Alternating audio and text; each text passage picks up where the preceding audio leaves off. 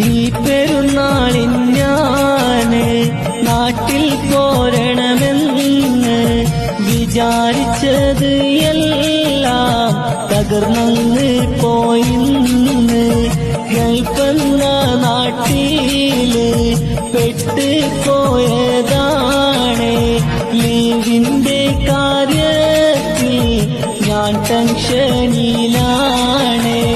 മുത്തേ നീ എന്നോട് ഇന്ന് പിണങ്ങല്ലേ.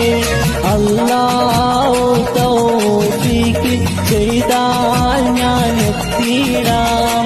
മുത്തേ നീ എന്നോട് ഇന്ന് പിണങ്ങല്ലേ.